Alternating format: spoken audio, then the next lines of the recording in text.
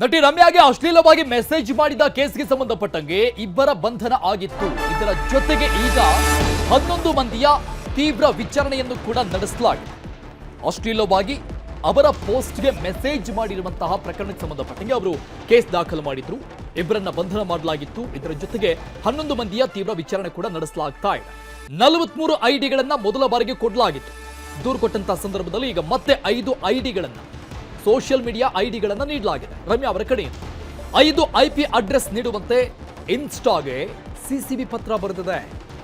ಸಿಸಿಬಿಗೆ 2 ದಿನದಲ್ಲಿ ಇನ್ಸ್ಟಾದಿಂದ ಉತ್ತರ ಬರುವಂತಹ ಸಾಧ್ಯತೆ ಕೂಡ ಇದೆ.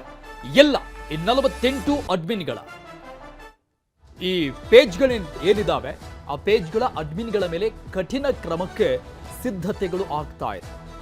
ತನಿಖೆ ಶುರುವಾಗ್ತಾ ಇದ್ದಂಗೆ ಕೆಲವರ ಐಡಿ ಪೇಜ್ ಡಿಲೀಟ್ ಆಗಿದ್ದಾವೆ. ಅರೆಸ್ಟ್ ಆದಂತ ಇಬ್ಬರು ಕೋಲಾರ ಹಾಗೂ ಚಿತ್ರದುರ್ಗದವರು ಅನ್ನುವಂತಹ ಮಾಹಿತಿ ಮೊದಲ ದಿನಾನೇ ಗೊತ್ತಾಯಿತು. ಅವರನ್ನ ಬಂಧನ ಮಾಡಿದಂತ ಸಂದರ್ಭದಲ್ಲಿ ಅವರನ್ನ ತೀವ್ರ ವಿಚಾರಣೆ ನಡೆಸಲಾಯಿತು. ಇಬ್ಬರನ್ನ ಅದಾದ್ಮೇಲೆ ಅಧಿಕಾರಿಗಳು ಮಾಹಿತಿಯನ್ನು ಕೊಟ್ಟಿದ್ರು.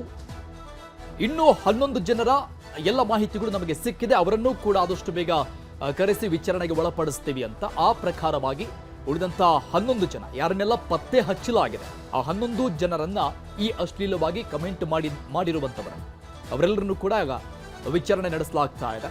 ಇಬ್ಬರ ಬಂಧನ, ಅದರ ಜೊತೆಗೆ ಉಳಿದಂತ 11 ಜನರ ತೀವ್ರ ವಿಚಾರಣೆ, ಇನ್ನುಳಿದಂತವರಿಗಾಗಿ ಶೋಧ ಕಾರ್ಯ ನಡೀತಾ ಇದೆ. ಈ ನಿಟ್ಟಿನಲ್ಲಿ ಇನ್ಸ್ಟಾಗ್ರಾಮ್ ಏನಿದೆ ಸಂಸ್ಥೆಗೆ ಸಿಸಿಬಿ ಕಡೆಯಿಂದ ಮಾಹಿತಿಯನ್ನು ಕೇಳಿ ಪತ್ರವನ್ನು ಬರೆಯಲಾಗಿದೆ. ಮಾಹಿತಿಯನ್ನು ಕೇಳಲಾಗಿದೆ. 2 ದಿನದ ಒಳಗೆ ಇನ್ಸ್ಟಾಗ್ರಾಮ್ನಿಂದಲೂ ಕೂಡ ಮಾಹಿತಿ ಬರುವಂತ ಸಾಧ್ಯತೆಗಳಿದೆ. ಈ ಬಗ್ಗೆ ಡೀಟೇಲ್ಸ್ ಕೊಡ್ತಾರೆ ನಮ್ಮ ಪ್ರತಿನಿಧಿ ಮುನಿರಾಜು. ಲೈವ್ ನಲ್ಲಿ ಜಾಯ್ನ್ ಆಗ್ತಾ ಇದ್ದಾರೆ. ಮುನಿರಾಜು, ಎಲ್ಲೋ ಒಂದ್ ಕಡೆ ಕುಳಿತುಕೊಂಡು ಯಾರ ಬಗ್ಗೆನೋ ಏನ್ ಬೇಕಾಬಿಟ್ಟಿಯಾಗಿ ಮಾತನಾಡಬಹುದು ಅಂತ ಇಲ್ಲಿವರೆಗೂ ಅಂದುಕೊಂಡಿದ್ದಂತವರಿಗೆ ಈ ಒಂದು ಪ್ರಕರಣ ಒಂದು ಬೆಸ್ಟ್ ಎಕ್ಸಾಂಪಲ್ ಆಗುವಂತ ರೀತಿಯಲ್ಲಿ ಕಾಣಿಸ್ತಾ ಇದೆ.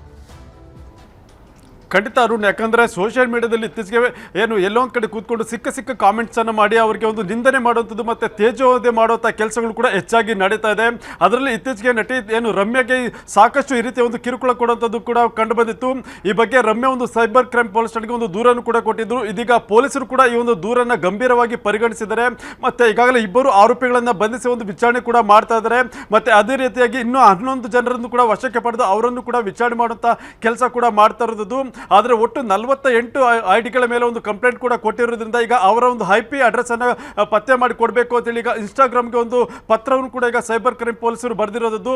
ಈಗಾಗಲೇ 3 ದಿನಗಳಿಂದ ಈ ಒಂದು ಪತ್ರ ಬರೆದಿದ್ದು ಇನ್ನು 2 ದಿನದಲ್ಲಿ ಇದಕ್ಕೆ ಸಂಬಂಧಪಟ್ಟಂತ ಒಂದು ಸೂಕ್ತ ಉತ್ತರ ಕೂಡ ಅಲ್ಲಿಂದ ಬರುವಂತಹ ಸಾಧ್ಯತೆ ಇದೆ.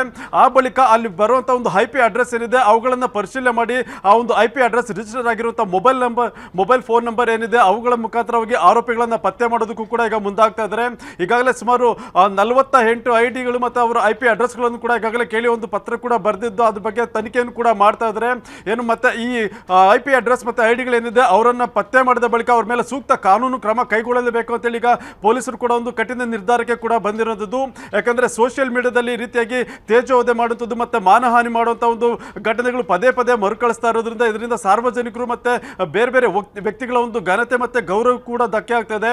ಅದರಿಂದ ಈ ಒಂದು ಪ್ರಕರಣವನ್ನು ಮಾದರಿಯಾಗಿ ಮಾಡಬೇಕು ಅಂತೇಳಿ ಈಗ ಪೊಲೀಸ್ ಇಲಾಖೆ ಕೂಡ ಸಾಕಷ್ಟು ಒಂದು ತ್ವರಿತಗತಿಯಲ್ಲಿ ತನಿಖೆಯನ್ನು ಕೂಡ ಮಾಡ್ತಾ ಇದ್ದಾರೆ. ಅರುಣ್, ಓಕೆ ಮುನಿರಾಜು, ಆರಂಭಿಕ ಹಂತದಲ್ಲಿ 43 ಪೇಜ್ ಐಡಿಗಳನ್ನ ರಮ್ಯಾ ಅವರು ಸಬ್ಮಿಟ್ ಮಾಡಿದ್ರು ಕಂಪ್ಲೇಂಟ್ ಕೊಡುವಂತಹ ಸಂದರ್ಭದಲ್ಲಿ. ಈಗ ಮತ್ತೆ 5 ಕೊಟ್ಟಿದ್ದಾರೆ. ಅಲ್ಲಿಗೆ 48 ಆಯಿತು. ಸೊ ಈಗ 13 ಜನರನ್ನ ವಿಚಾರಣೆಗೆ ಒಳಪಡಿಸಲಾಗಿದೆ. ಉಳಿದಂತ ಎಲ್ಲರನ್ನೂ ಕೂಡ ಈಗ ಕಂಪ್ಲೇಂಟ್ ನಲ್ಲಿ ರಿಜಿಸ್ಟರ್ ಆಗಿರುವಂತಹ ಎಲ್ಲ ಐಡಿಗಳನ್ನು ಕೂಡ ಪತ್ತೆ ಹಚ್ಚುವ ಕೆಲಸ ಆಗುತ್ತೆ. ಆಮೇಲೆ ಏನೆಲ್ಲ ಸೆಕ್ಷನ್ಗಳು ದಾಖಲಾಗಿದೆ ಅರುಣ್, ಈಗಾಗಲೇ ಏನು ಸುಮಾರು ಮೊದಲಿಗೆ 43 ಐಡಿಗಳ ಮೇಲೆ ಒಂದು ದೂರನ್ನು ಕೊಟ್ಟಿದ್ರು. ಆನಂತರ ಮತ್ತೆ 5 ಐಡಿಗಳನ್ನು ಅದಕ್ಕೆ ಆ್ಯಡ್ ಮಾಡಿ ಒಟ್ಟು 48 ಐಡಿಗಳನ್ನು ಈಗ ತನಿಖೆಗೆ ಕೊಟ್ಟಿರೋದು. ಮತ್ತು ಈಗ 13 ಜನರನ್ನು ವಿಚಾರಣೆ ಮಾಡಿದರೆ ಅದರಲ್ಲಿ ಇಬ್ಬರನ್ನು ಕೂಡ ಬಂಧಿಸಿ ಅವರನ್ನು ಕೂಡ ವಿಚಾರಣೆ ಮಾಡುವಂಥ ಕೆಲಸ ಕೂಡ ಆಗ್ತಾ ಇದೆ.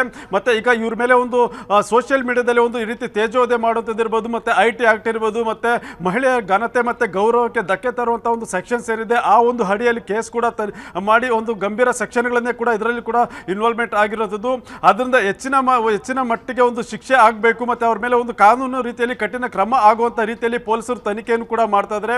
ಒಟ್ಟು 48 ಐಡಿಗಳನ್ನು ಪತ್ತೆ ಮಾಡಬೇಕು ಮತ್ತು ಎಲ್ಲರನ್ನೂ ಕೂಡ ಒಂದು ಈ ಒಂದು ಕಾನೂನಿನ ಅಡಿಯಲ್ಲಿ ತನಿಖೆಗೆ ಒಳಪಡಿಸಬೇಕು ಅಂತೇಳಿ ಈಗ ಪೊಲೀಸ್ ಇಲಾಖೆಯಿಂದ ಅದಕ್ಕೆ ಬೇಕಾದಂಥ ಒಂದು ಎಲ್ಲ ರೀತಿಯ ಒಂದು ತನಿಖೆ ಕೂಡ ನಡೀತಾ ಇದೆ. ಅಂದರೆ ಸೈಬರ್ ಕ್ರೈಮ್ ಪೊಲೀಸರಿಂದ ಐಡಿಗಳನ್ನು ಪತ್ತೆ ಮಾಡೋದಿರ್ಬೋದು ಮತ್ತು IP ಅಡ್ರೆಸ್ಸನ್ನು ಪರಿಶೀಲನೆ ಮಾಡುವಂಥದ್ದು ಎಲ್ಲವೂ ಕೂಡ ನಡೀತಾ ಇದೆ.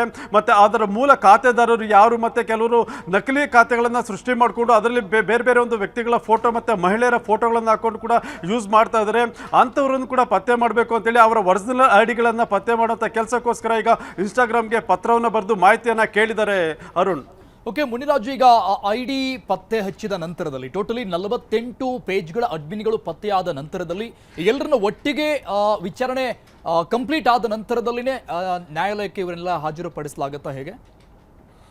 ಅರುಣ್, ಈಗಾಗಲೇ 48 ಐಡಿಗಳಿಗೆ ಸಂಬಂಧಪಟ್ಟಂತೆ ಏನು ಮೊದಲಿಗೆ ಈಗ ಇಬ್ಬರು ಯಾರು ಏನು ಅಶ್ಲೀಲ ಕಾಮೆಂಟನ್ನು ಮಾಡಿದರೆ ಮತ್ತು ಒಂದು ಬೇರೆ ಒಂದು ಸಣ್ಣ ರೀತಿಯಲ್ಲಿ ಒಂದು ಏನು ಮೆಸೇಜ್ಗಳನ್ನು ಮಾಡಿದರೆ ಅಂಥವ್ರನ್ನ ಈಗಾಗಲೇ ಇಬ್ಬರು ಪತ್ತೆಯಾಗಿದ್ದಾರೆ. ಅವರನ್ನು ಅರೆಸ್ಟ್ ಕೂಡ ಮಾಡಿದ್ದಾರೆ. ಗಂಭೀರವಾಗಿ ಯಾರು ಈ ಒಂದು ಕೃತ್ಯದಲ್ಲಿ ಭಾಗಿಯಾಗಿದ್ದಾರೆ ಅಂದರೆ ಮಾನಹಾನಿ ಮತ್ತು ತೇಜೋವಧೆ ಮಾಡುವಂಥ ಒಂದು ಗಂಭೀರ ಒಂದು ಪದಗಳನ್ನು ಯಾರು ಬಳಕೆ ಮಾಡಿದರೆ ಮತ್ತು ಸನ್ನೆಯನ್ನು ಯಾರು ಮಾಡಿದರೆ ಅಂಥವ್ರ ಮೇಲೆ ಒಂದು ಕಠಿಣ ಕ್ರಮಕ್ಕೆ ಕೂಡ ಮುಂದಾಗ್ತಾ ಇದ್ದಾರೆ. ಇನ್ನು ಉಳಿದಂತೆ ಕೆಲವರು ರಿಪ್ಲೈ ಮಾಡಿರ್ಬೋದು ಅಥವಾ ಬೇರೆ ಅರ್ಥದಲ್ಲಿ ಕಾಮೆಂಟ್ ಮಾಡಿದ್ದಾರೆ, ಯಾರು ಮಾಡಿದರೆ ಅಂಥವ್ರನ್ನ ವಿಚಾರಣೆ ಮಾಡಿ ಅವರನ್ನು ಸಾಕ್ಷಿಗಳು ಅಥವಾ ಅವರಿಗೆ ಎಚ್ಚರಿಕೆ ಕೊಡುವಂಥ ಕೆಲಸವನ್ನು ಕೂಡ ಮಾಡ್ತಾರೆ.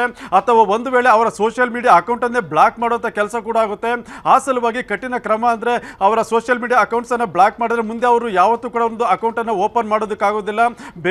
ಬೇರೆ ಒಂದು ಇಮೇಲ್ ಐಡಿಯನ್ನು ಕ್ರಿಯೇಟ್ ಮಾಡಿಕೊಂಡು ಆ ಮುಖಾಂತರವಾಗಿ ಮತ್ತೊಂದು ಐಡಿಯನ್ನು ಸೃಷ್ಟಿ ಮಾಡಬೇಕಾಗುತ್ತೆ.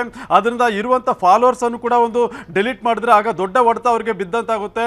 ಆ ಸಲುವಾಗಿ ಸೈಬರ್ ಕ್ರೈಮ್ ಪೊಲೀಸರು ಬೇರೆ ರೀತಿಯಲ್ಲಿ ಯಾವ ರೀತಿ ಅವ್ರ ಮೇಲೆ ಕ್ರಮ ಕೈಗೊಳ್ಳಬಹುದು ಅಥವಾ ಸೋಷಿಯಲ್ ಮೀಡಿಯಾದಲ್ಲಿ ನಿರ್ಬಂಧ ಇರೋದಕ್ಕೆ ಏನಾದರೂ ಆಗುತ್ತಾ ಅನ್ನೋದ್ರ ಬಗ್ಗೆ ಕೂಡ ಪರಿಶೀಲನೆ ಮಾಡ್ತಾ ಇದ್ದಾರೆ. Arun, thank you Muniraju ಡೀಟೇಲ್ಸ್ಗೆ.